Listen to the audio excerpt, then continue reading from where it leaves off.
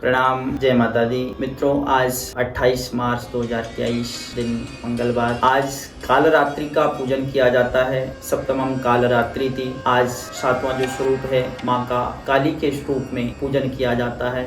और माँ का जो स्वरूप है आपने देखा है, काजल के समान काला है, लेकिन इनका जो हृदय है बड़ा ही कोमल है। विराट स्वरूप है, खुले केश हैं और इनके नाक और मुंह से अग्नि की लपटें निकली हुई है।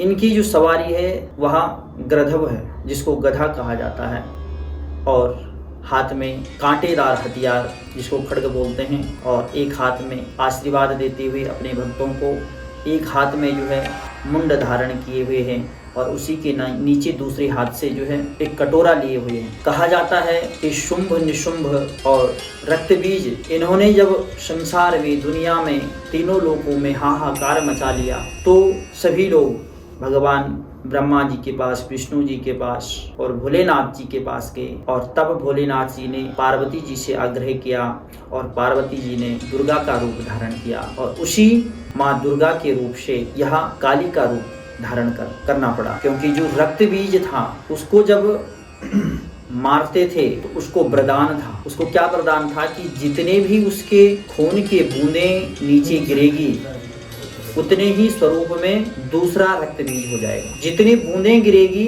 उतने ही उसके स्वरूप के प्रकट हो जाएंगे। तो देवताओं के लिए बड़ा कठिन हो गया, क्योंकि जब युद्ध होता था तो उसका खून गिरता था, और जितनी बूंदें गिरती थी उतने ही साथ में खड़े हो जाते थे। फिर उतनों को मारना पड़ता, फिर उतनों से फिर जितने बूंदें गिरती, फिर इसी प्रकार से उसकी सेनाएं बनती गई और उसको मारना असंभव हो गया। तब माँ दुर्गा के अंश से ही, उनसे ही एक तेज निकला, जिससे माँ कालरात्रि जिसको कहा जाता है, महाकाली जिसको कहा जाता, उसका अवतार हुआ। तब माता ने उसकी जितनी भी रक्त बीज के जो सेना थी, उसकी जो उसके स्वरूप थे, उनको काटती गई, मारती गई, और उनका खून नीचे नहीं गिरने दिया। उसी कटोरे में लेते गई और उनका खून, लास्ट में इस रक्त बीज का भी संहार किया, और इसका जो खून था एक भी बूंद नीचे नहीं गिरने दिया, और उस खून को स्वयं पी जाती। माता इतनी विकराल हो गई कि जब इसको मार दिया तब भी माता चुप नहीं हुई। जो भी इनके सामने आते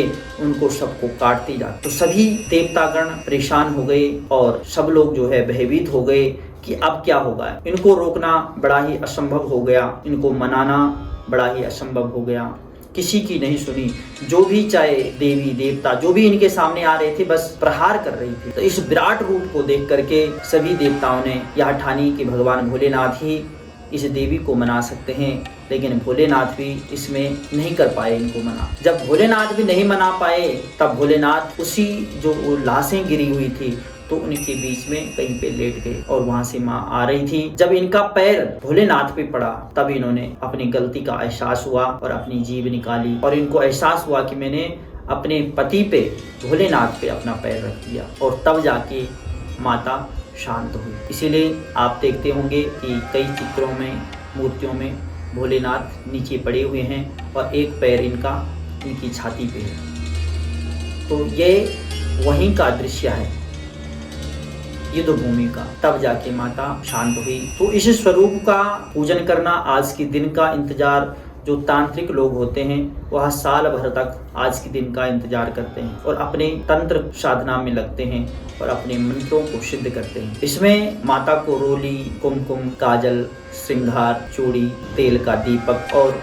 नींबू की माला माता को आज के दिन अवश्य चढ़ाएं। और पेठे की बलि भी दी जाती है, पेठे का भोग लगाया जाता है, और गुड़ माता को बहुत प्रिय है। और गुड़हल का एक फूल आता है जो लाल रंग का हो, तो माता को अति प्रिय है। इस पुष्प को आप अवश्य चढ़ाएं और गुड़ अवश्य चढ़ाएं, माता अति प्रसन्न होती है। आज के दिन रात्रि के समय में माता को बलि भी दी जाती है, तो बलि आप जो है पेठे की, कोहड़े की बलि दे सकते हैं। इससे माता बड़ी ही प्रसन्न होती है। और अगर कोई ऐसा असाध्य रोग है, तो रात्रि के समय में आप, एक मंत्र है, ओम जयंती मंगला काली भद्रकाली कपालिनी दुर्गा क्षमा शिवा धात्री स्वाहा स्वधा नमस्तु। इस मंत्र का आप जाप कर सकते हैं। माला से आप करें तो सबसे अच्छा और उत्तम रहेगा, नहीं तो 21-11 बार अवश्य जाप करें तो अवश्य आपको फायदा होगा। या आप माला से अगर करना चाहते हैं तो